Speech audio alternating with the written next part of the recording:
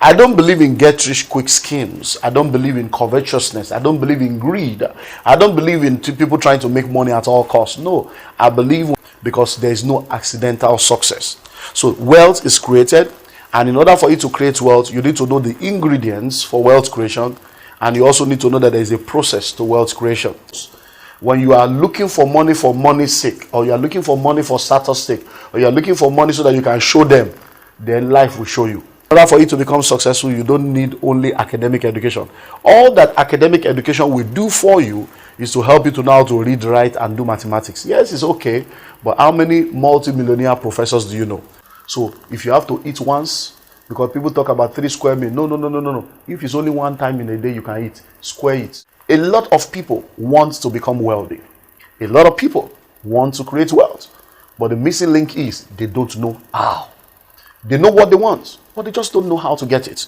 How to create wealth is what we'll be looking at on this Partway to Wealth. I will show you step by step in the next 1, 2, or 3 episodes, depending on how time will permit us, on how you can create wealth, how you can locate that pathway that leads to wealth, and how you can take the journey to the wealthy place. So don't forget, get your pen, get your paper, get everyone around the TV set, send a text message to all your friends, go on your BB right now and blast it out that everyone should tune in, because this series that we're starting today is going to be powerful. I hope you have your pen and your paper ready. Let's lay some ground principles on ground. Number 1, the first thing you need to understand is that wealth is created. Wealth is created. And if wealth is going to be created, it simply means that there are ingredients for the creation of wealth. I share with you sometime on this broadcast on the vehicles of wealth creation, revealing to you vehicles you can use to move from where you are to where you need to be. So wealth is created. Nobody succeeds by accident. Nobody just becomes successful or becomes wealthy just like that. No, if it's going to be, it's up to you, because there's no accidental success. So wealth is created, and in order for you to create wealth, you need to know the ingredients for wealth creation, and you also need to know that there's a process to wealth creation. That's the first ground rule, ground principle you need to note.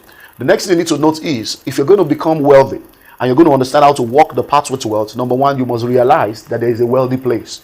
You must realize that there is a place on earth where you can arrive at, where money will not be your problem.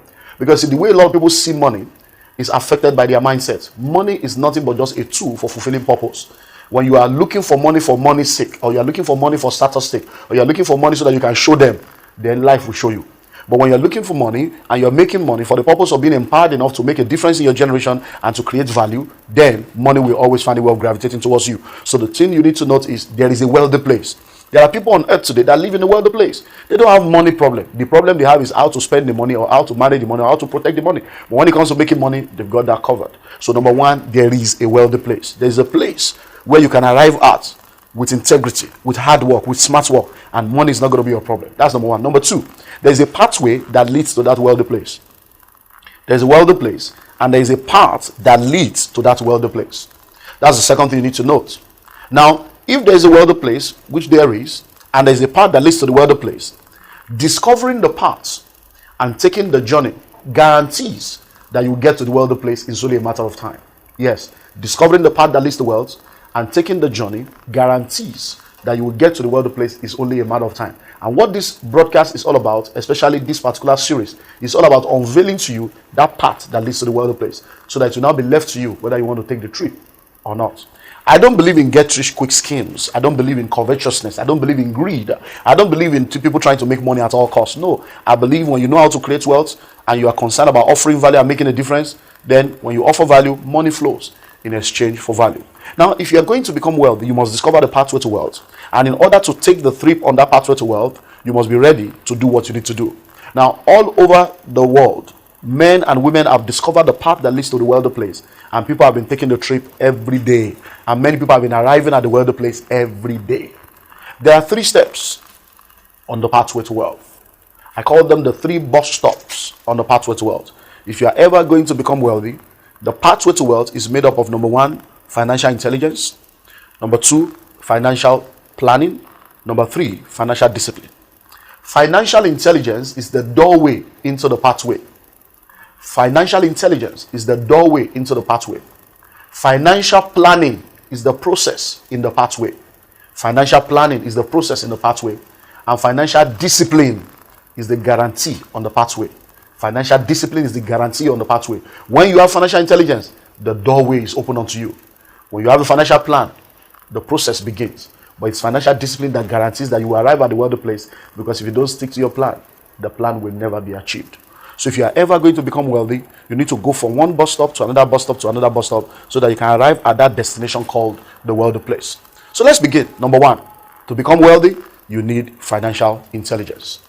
You need financial intelligence. Financial intelligence is the understanding of money. Financial intelligence is the understanding of the inner workings of money. Financial intelligence is the understanding of what money is, where money is hiding, is the understanding of how to make, manage, and multiply your money. It's understanding cash flow, understanding compound interest, understanding inflation, understanding everything about money. Wow. You're like, am I going to go to school to read economics? No. You need to understand that if you are going to become successful, you need more than academic education. Academic education is not enough in the world of wealth creation.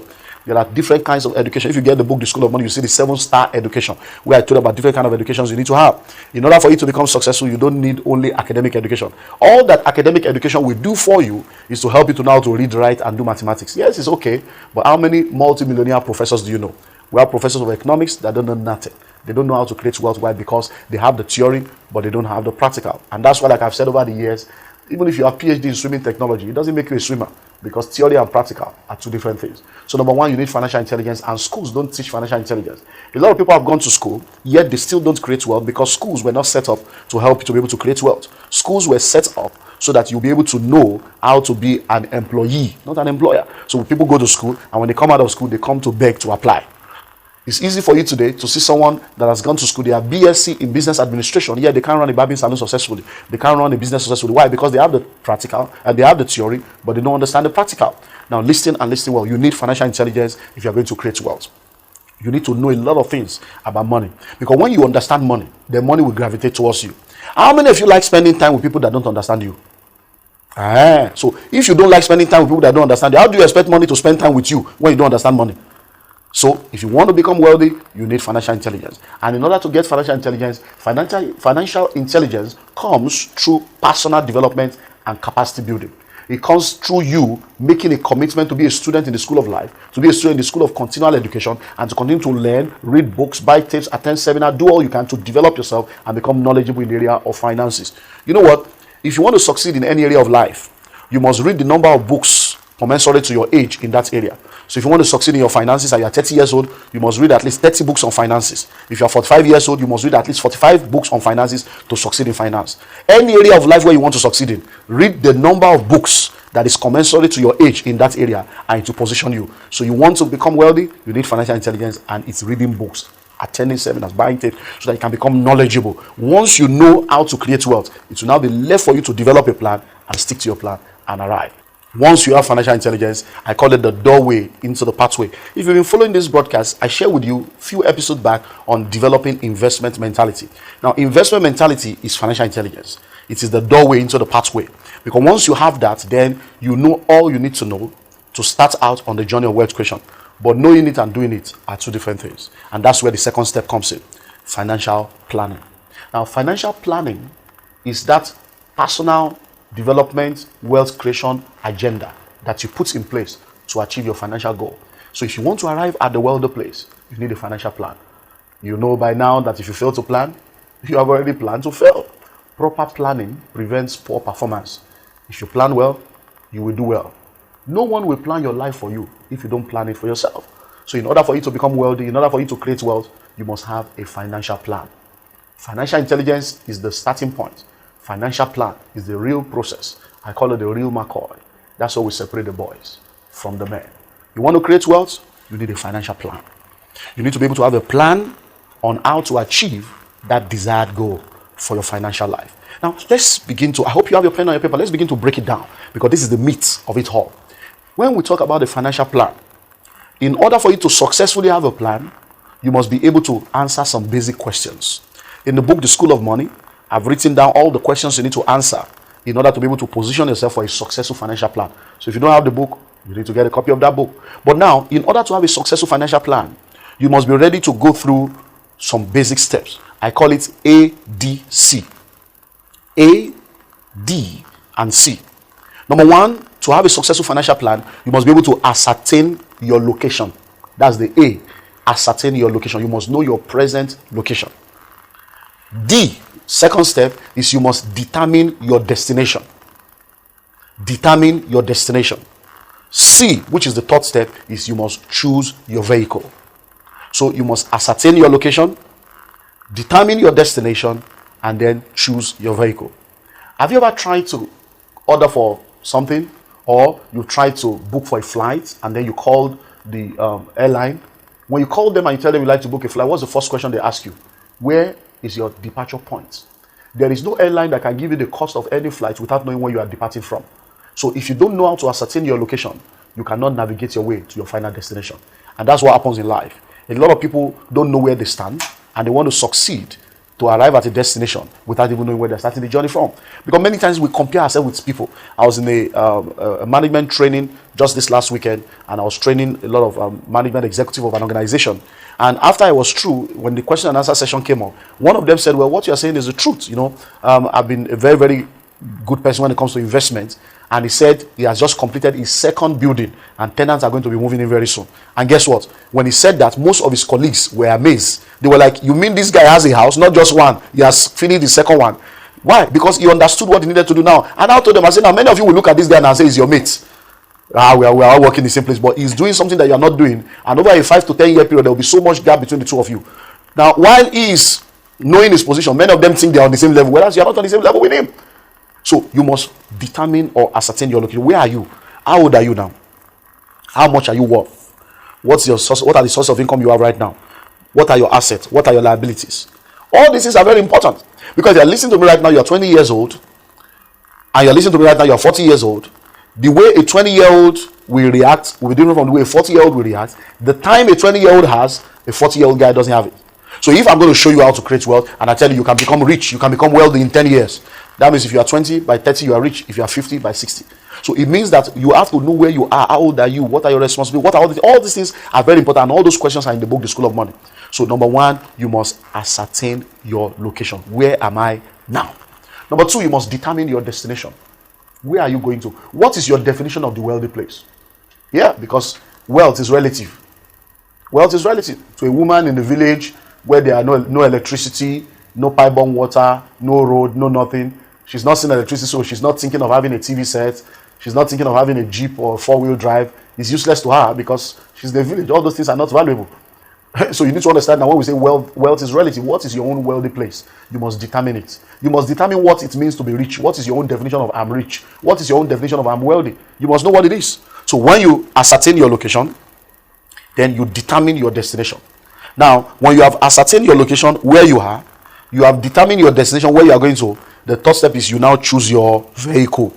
Choosing your vehicle is knowing the means of transportation that will take you from point A to point B. And we've looked at that some time ago on this same broadcast on the vehicles of wealth creation. And everything is in the book. That's the book. That's why you need to get the book, The School of Money. That's the School of Money book. That is the school in print. So you must ascertain your location, determine your destination, and choose your vehicle. As a life coach, if you need me to help you consult to do a life plan for you, I can assist you with that and able to be able to plan your life so that in 5 to 10 years you are out of poverty and you are on your way to enjoying wealth and becoming financially free. So if you are going to become wealthy, you must have financial intelligence, you must have a financial plan. Now, financial planning involves those three things: ascertain your location, determine your destination, choose your vehicle. Now, the next thing you need to do is, while you're doing your financial plan, you need to understand the 70-30 principle. Now, because the 70-30 principle is what you need to put in place while you are planning your finances that will help you to arrive. But you see, if you're going to create wealth, listen to this. It is not how much you make that matters. It is what you do with what you make that matters. So if you do the right thing with that little resource that comes into your hand, you can create wealth with as little resource as possible. And in order to do that, you need to apply what I call the 70-30 principle. Now, the 70-30 principle is the wealth creation master formula. I've shared on wealth creation principle all over the world in the last 16 years, and I tell you, we've helped millions of people gain financial intelligence. In the last 5 years alone, we've raised over 300 millionaires, so this thing works. It's something I've applied that I've changed my own life financially, and it's something that I've changed the life of many people. Now, the 70-30 principle simply states that for every income you make, 30% of that income does not belong to you. You must live within your means. You know, I know a lot of people read all kinds of books that confuse them, and you hear people telling you, don't live within your means, live beyond your means. No, you see, you need to understand. When people are talking, ask yourself, what platform are they speaking from? A man listening to me right now that lives in the UK, in the US, in Canada, in a credit economy, can be telling you things that does not work in a cash economy like Africa. People have access to credit, they have credit card, they have all kinds of stuff, so they can live, they can eat tomorrow, today. They can buy clothes, buy now, wear now, pay later. They can buy furniture, pay nothing till next year, interest free. So when they are speaking from a culture and a mindset that is alien to your own culture if you're in Africa. So you need to understand, when people tell you live beyond your means, it's not the way to live. You live within your means, below your means, until you increase your means. So when you live below your means and within your means, it will help you to increase your means. And when you increase your means, you can now say you want to live beyond your means because the means is so big that it cannot be exhausted. So 70-30 principle says, for every money that comes into your hand, 30% of that money does not belong to you. You must live within 70% of all your income. Now, whatever 70% of your income cannot give to you, is not yet yours to enjoy. Yes. So if you have to eat once, because people talk about 3 square meal. No. If it's only one time in a day you can eat, square it. Have 1 square meal. Square that one. Why? Cut your coat according to your material, not according to your size. So if your material cannot sew a coat, sew a waistcoat. If it cannot sew a waistcoat, sew muffler. Put it around your neck. Hello, don't live beyond your means. Live within your means. So 70% of your income, that's what you should live on. Now, what do you do with the 30%? 10% charity. If you're a believer, you call it tithe. But let's be globally relevant. You call it charity. What does that mean? For every money you make, everything does not belong to you. At least 10% you must give back to the society. You must give back to your world. Once you do that, it will help you. Then the remaining 20%, you can divide it into 10-10. So 10% for capacity building and then 10% for savings. Or you can take the 20% and save it, because every income you make, at least 10% of it must be invested and put into your future. We're going to be continuing from where we stopped in the last broadcast on the pathway to wealth. I helped you realize in the last broadcast that there is a wealthy place. There is a path that leads to the wealthy place. And I helped you to understand that wealth is created. And I also helped you to understand that there are ingredients for wealth creation. Now, today, we're going to continue from where we stopped, because in order for you to get into that wealthy place, in order for you to partake of that wealth that we're talking about, there are 3 steps to wealth creation: financial intelligence, financial planning, and financial discipline. Now, in the last episode, we spent time extensively to lay the foundation, and we looked at financial intelligence extensively. Today, we're going to be looking into financial planning and then financial discipline. I believe very strongly that everyone listening to the sound of my voice right now wants to become wealthy. But in order for you to become wealthy, you need to realize that wealth is created. And in order for wealth to be created, there are ingredients for wealth creation. And we have established in the first part of this broadcast that in order to create wealth, you need financial intelligence. Because investment mentality, financial intelligence is the first part on that pathway to wealth.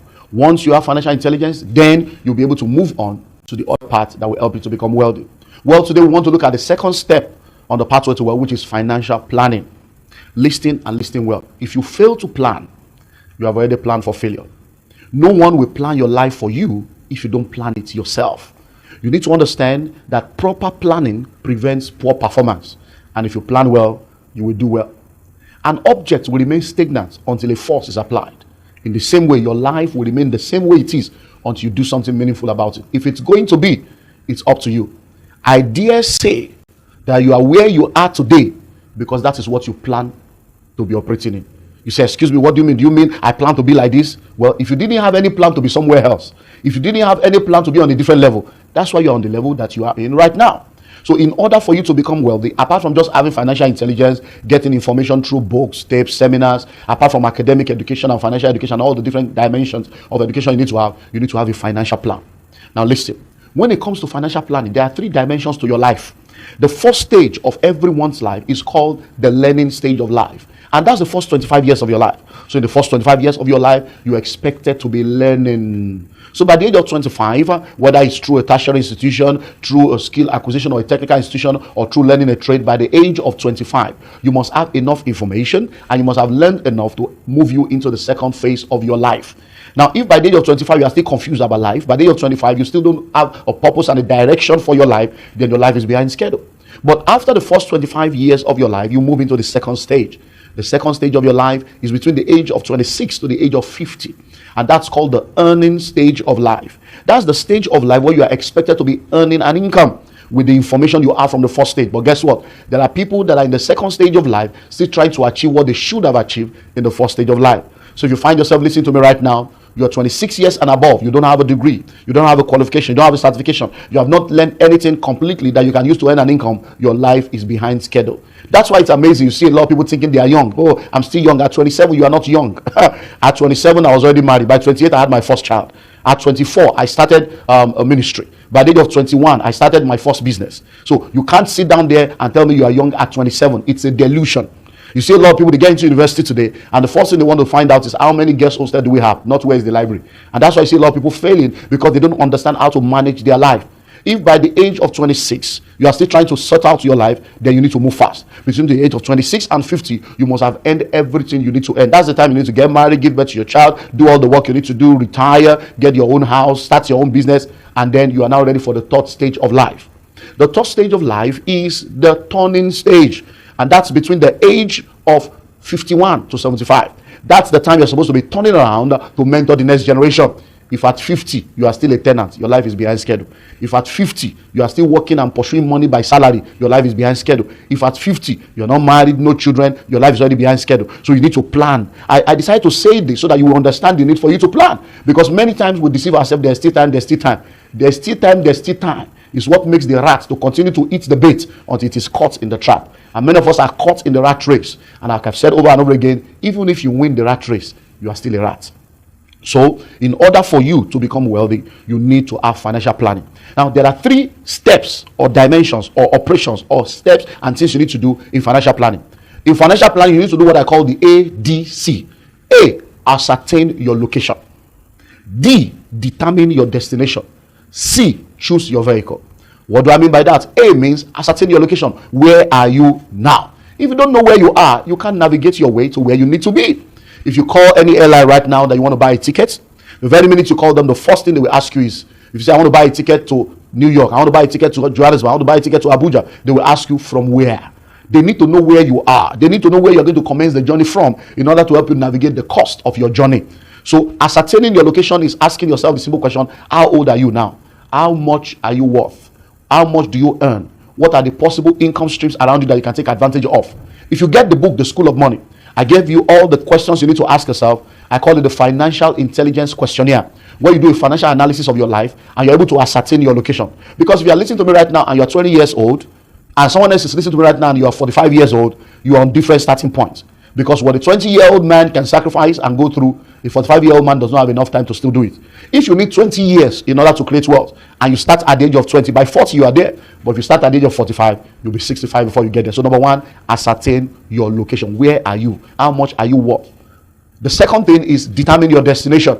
It will be an assumption to think that everybody wants to succeed or everybody wants to get into that wealthy place, because your definition of wealthy place may be different from my own definition of wealthy place. So we have a lot of people whose definition of the wealthy place is just to be able to have enough money to have food to eat, to put clothes on their body, and to be able to pay their bills. That's their definition of the wealthy place. So you have to determine what your own definition of the wealthy place is. So what do you mean by your own wealthy place? You have to determine your destination. You have to let yourself know where you are going to get to that will help you know that you have arrived. Because if you don't know where you are going to, you won't know when you get there. That's why a lot of people, have you ever found yourself looking for a place and then you ask me, say, please, I'm looking for this one. They say, you're already there. This is where you're looking to. Because you don't know where you're going to, you are busy asking so many questions. So you need to ascertain your location, determine your destination. Once you have done these 2 things, the next thing is to choose your vehicle.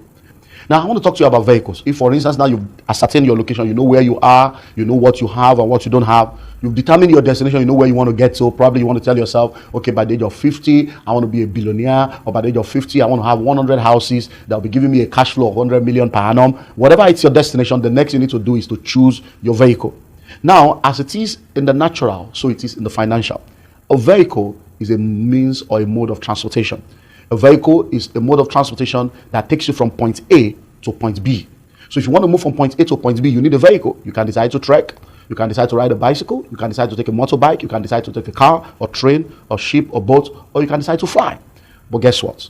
Listen and listen very well. You need to understand that as it is in that natural realm, that's the same way it is in the financial realm. Vehicles are modes of transporting you from your present financial level to your desired financial position. If you want to move from where you are financially to where you need to be financially, you need a vehicle. Now, listen. Let me ask you a question. Is it possible to trek? Now, listen. Is it possible to trek from one state in your country to another state in your country. Is it possible? Yes, it is. It's possible to trek from one state to another state, but it may take you days, it may take you weeks, it may take you months. Now listen and listen well. If one man decides to trek from one state to another state, and another man decides to take a car, to ride a car or use a car, and another man decides to fly, who will get there first? The first person to arrive will be the man that is flying, followed by the man that is driving. The man that is trekking will get there, if at all it eventually gets there. Now listen, the man that decided to fly, did he get there before the man that was trekking because he was better? No. Did he get there because he was more intelligent? No. Did he get there because he was more qualified? No. Did he get there because he was more favored? No. Did he get there because he has some special powers? No. He got there simply because he used a faster vehicle. Now, that's the way life operates. Life does not give you what you deserve. Life gives you what you negotiate. So a lot of people are wondering, I don't know how they are doing it. All these young boys, they must be doing false business. Where do they get all this money from? We have labored and labored and labored. We can't even. It's because you are trekking. You see, civil service, working to earn a salary, is like trekking to the wealthy place. Many of you are listening to me right now. You are working. You are hard workers. You are working hard. But hard work and smart work are two different things. Now listen, you can work for 25, 30 years to get 5, 10 million.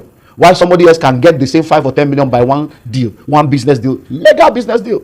So listen, it's your vehicle that determines how early you arrive. So in the world of wealth creation, there are different vehicles. If you get the book, The School of Money, you're going to see all the different vehicles of wealth creation. But many people, all they know is paid employment. But there are different dimensions of vehicles that you can use. Real estate is a vehicle. Starting your own business is a vehicle. Capital market is a vehicle. Intellectual property is a vehicle. Over 20 different vehicles of wealth creation that we outlined in the book, The School of Money. And then if you keep listening on this broadcast, I'm going to share with you on one of the episodes on the vehicles of wealth creation. Now, in order for you to become wealthy, you need financial intelligence, financial planning, and finally you need financial discipline. Now, financial discipline is where we separate the men from the boys. Now, you've listened to me right now. It's easy for me to say all that I'm saying right now. It's easy for me to churn out the principles and churn out. But when it comes to practical, that is where we know who is really ready. Because let me tell you something. When you begin to practice wealth creation principles and you make up your mind to live by these principles, that's when you will realize that it takes a high level of discipline. It takes discipline for you to be able to create wealth. Because every time you have money and you are thinking of saving or investing, there will be a lot of expenses around you. There will be a lot of things trying to get the same money off you. You are the one that will now determine whether the money will go for waste or it will go for investment. Listen and listen well.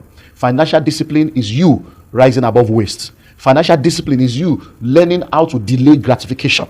Because many people make money today, but they don't plan for tomorrow. Listen and listen well.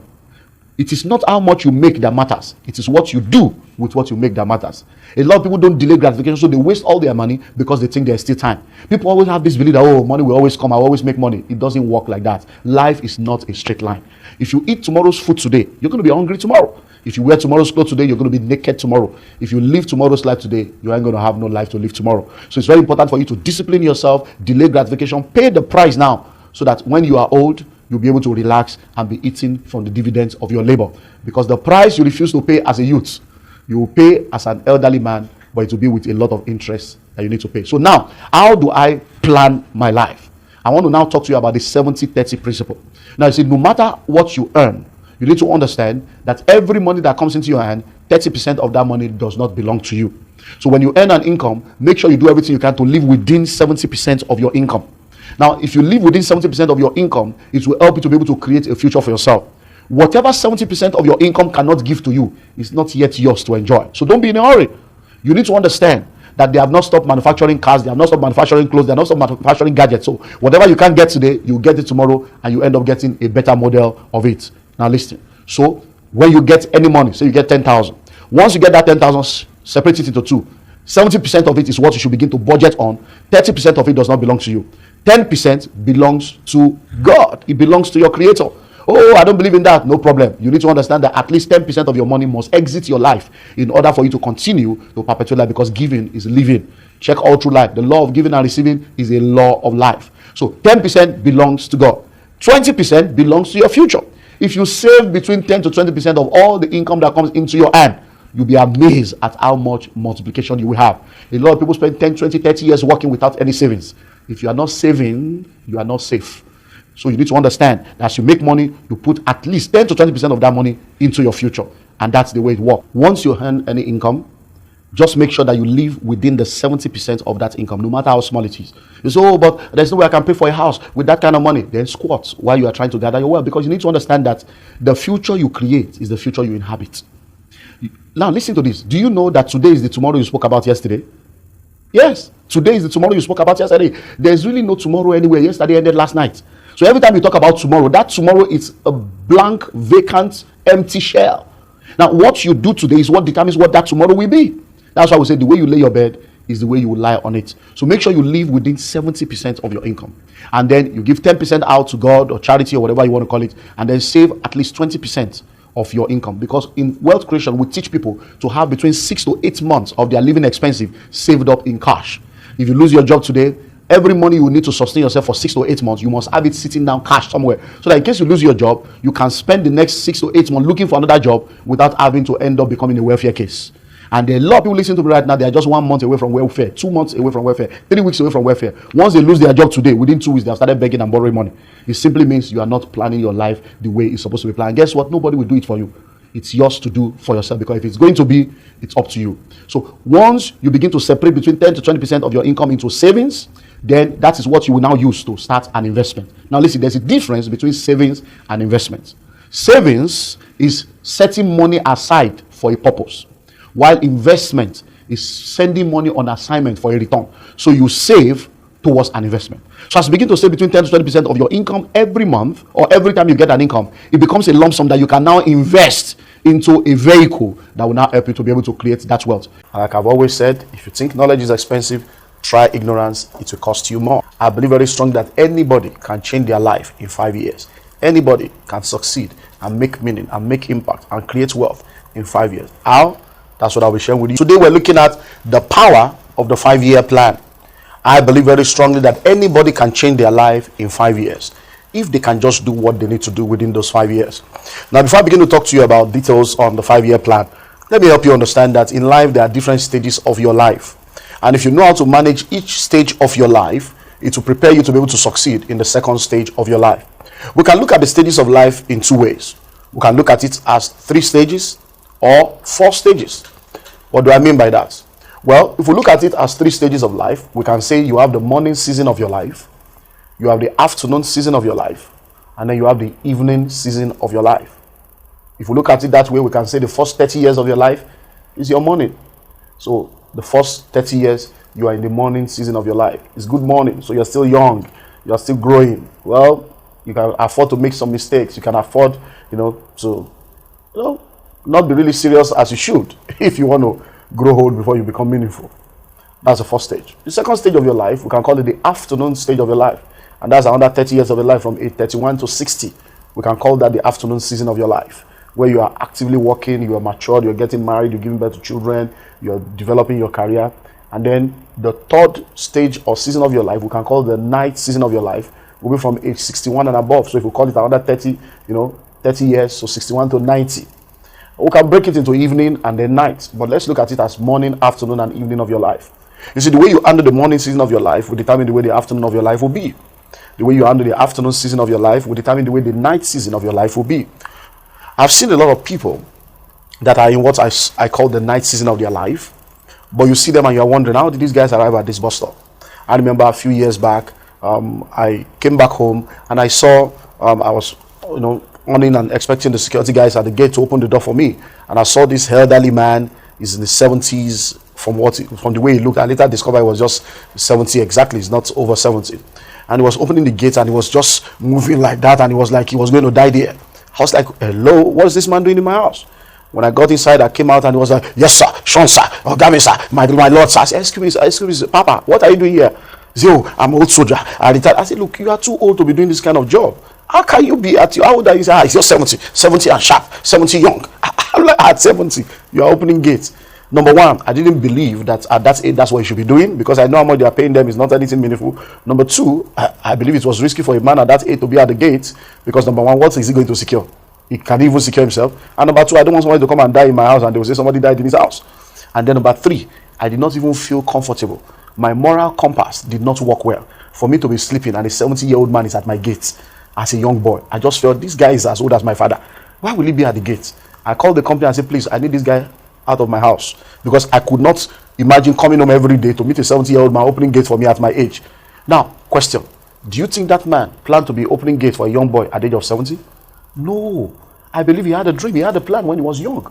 But what went wrong? Well, I don't know what went wrong. And if you look all over life, you see a lot of people in their 60s, in their 70s, in their 80s. They're in the night season of their life, but they still don't have anything to show for it. Listen to me, if you don't plan, you'll be amazed at how life can turn out. And that's why planning is very important. Now, that's why you need to know the power of the 5-year plan. Another way we can look at life is by looking at it from the compass of not just morning, afternoon, and night, but you can say the first 25 years of your life is called the learning stage of life. So you can start out learning. That's what we all do. We learn. So the first 25 years is the learning stage of your life. You can say 25, you can say 30. We can tie it down just like we say morning of your life is 30 years. We can also say 30 years learning stage of life. But the second stage of your life is the earning stage of your life. You are not learning. You are now earning an income. You are earning a living. Why? Because you are using what you've learned to earn. But guess what? The third stage of your life, which is the third 25 or third 30, depending on the way you want to look at it, is the turning stage of your life, where you turn around and begin to make an impact on the next generation. So, if you understand this background, it will help you to know the importance of planning. I decided to tell you this because many times we don't plan. We always think we are so young. Oh, I'm still young. Oh, there's still time. And that's why a lot of people deceive themselves. You are 20, you think you're still young. Before you know you are 30. You think you're still young. Before you know you are 40. You think you're still young. Before you know you are 50. You think you're still young. And instead of making meaning, making impact, making a difference, taking life serious, you're messing around, you're playing games with your life. Listen and listen well. Nobody reigns forever. Nobody reigns forever. Number two, nobody grows young. Everybody grows old. So if you sit down, you have opportunities around you, you're messing up with the opportunities, you have resources, you're wasting resources, I tell you, you wake up one day and discover that life has left you behind. So now, if you understand this background, it will position you to know how to have the 5-year plan. Now, when I talk about the 5-year plan, I believe that if you plan your life very well, in 5 years, you can turn things around. No matter how bad things are, I tell you, I know what I'm talking about. No matter how bad things are for you, you can turn things around in 5 years. It's called the power of the 5-year plan. How do you go about it? Well, there are 5 things you need to do over the 5-year period. Number 1, in the first year, I want to focus now on the 5-year plan for wealth. You see, the power of the 5-year plan is something we can talk about with reference to all the different areas of your life. I can talk to you about the power of a 5-year plan in your marriage, the power of a 5-year plan in your health, the power of the 5-year plan in your finances, the power of the 5-year plan in your career, the power of the 5-year plan in success, but I want to focus on finances. So we're looking at the power of the 5-year plan, the 5-year plan for wealth creation. How to create wealth, how to change your financial story within a 5-year window. Number 1, in year 1, it's called the information year. So in the first year, if you make up your mind right now that I want to turn things around in 5 years, spend the next 12 months of your life gathering information about wealth, gathering information about money, learning everything you need to learn about wealth creation, about money, how to make money, how to manage money, how to multiply money. Learn everything you need to learn. If you spend the entire 1 year developing yourself, learning, becoming financially intelligent, becoming informed in the area of wealth creation, that knowledge, as it comes into you, will turn things around for you, will break something loose within you, will ignite something within you that will set you on the course to be able to see things change for you. If you're not informed, you will be deformed. If you're not inspired, you will expire. If you're not updated, you'll be outdated. If you're not in the know, you cannot be in the flow. What you know determines how far you go, because information is the key to transformation. So spend the next 12 months gathering all the informations you can gather on wealth creation, on entrepreneurship, on everything you need to know about money. If you spend the first year gathering information, you'll be knowledgeable enough to begin the journey of wealth creation. Year 2. The second year is known as the action year, because 1,000 good intention is not as powerful as one action.